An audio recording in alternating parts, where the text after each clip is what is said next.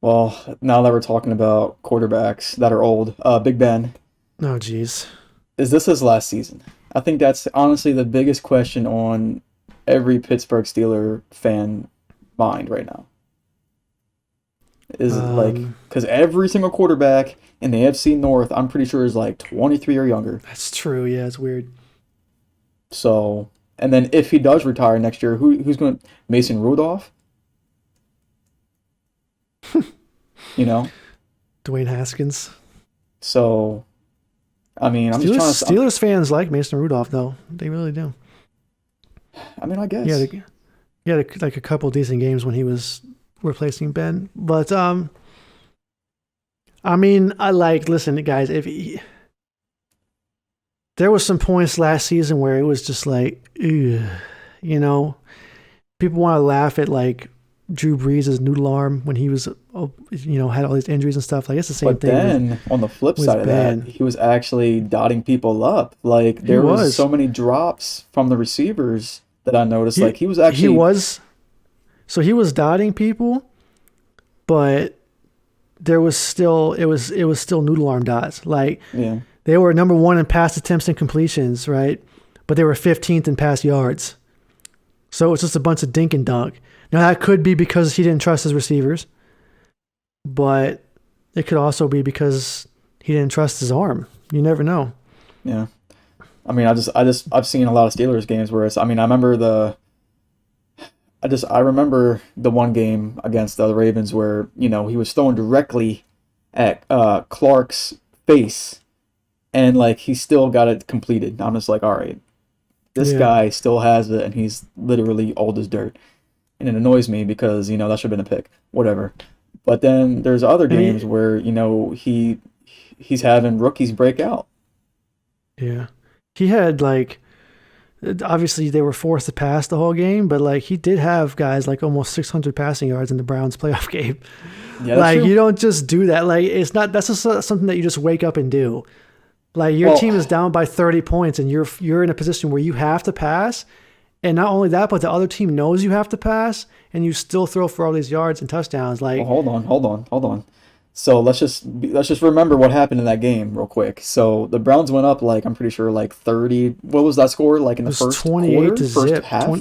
28-0. Yeah, So the Browns' game plan after all those points were scored was we're gonna blank we're just kind of we're gonna give you cushion on defense. We're gonna back yeah, up like maybe 10 or 15 yards.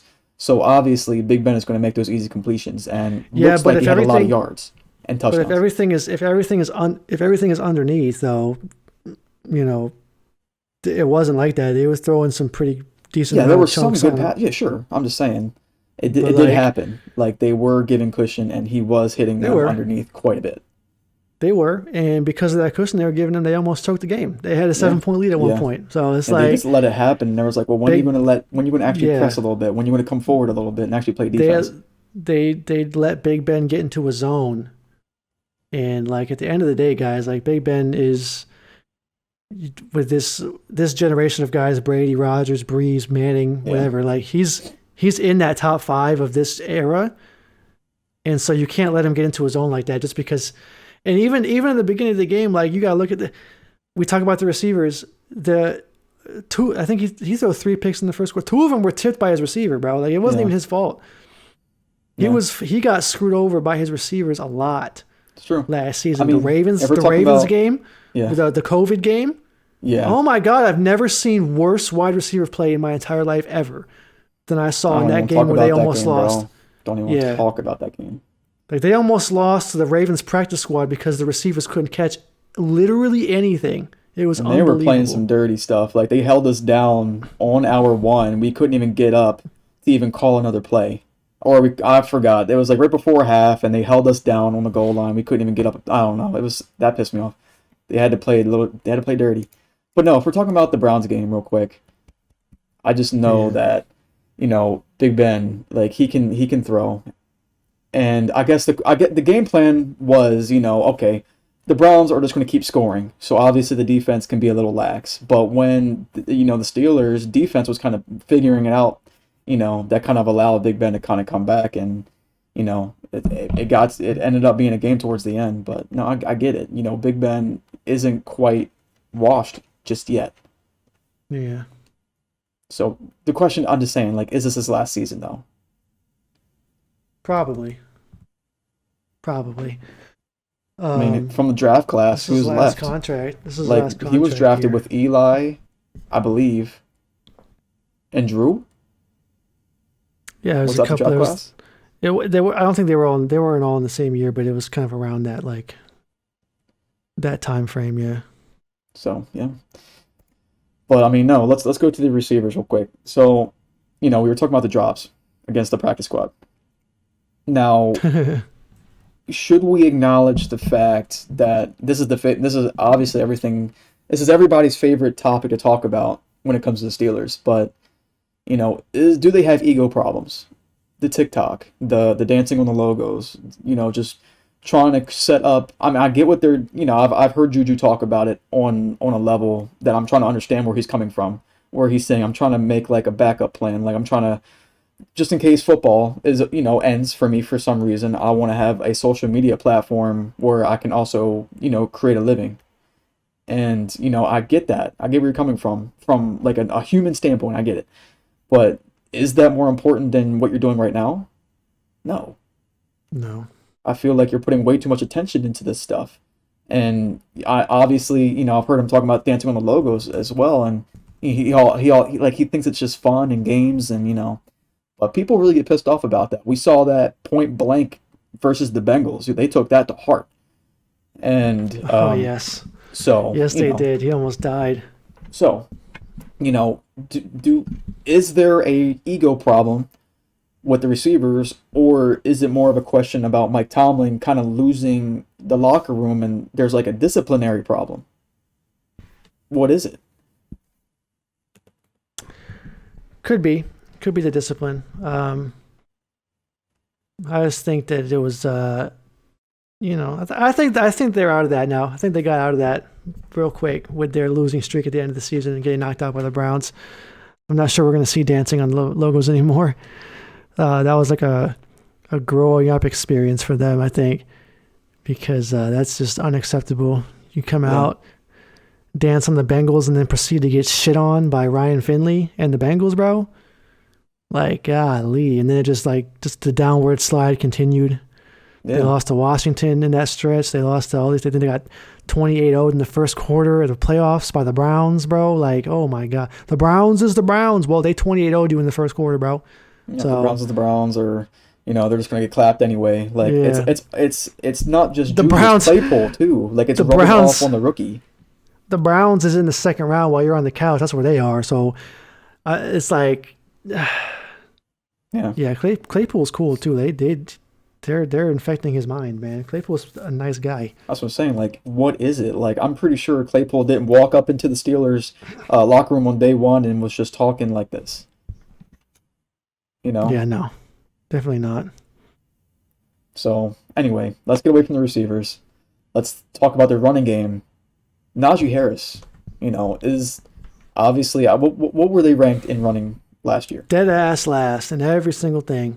Okay. So the question, obviously, honestly, it might be a bigger question than whether Big Ben stays or whatever.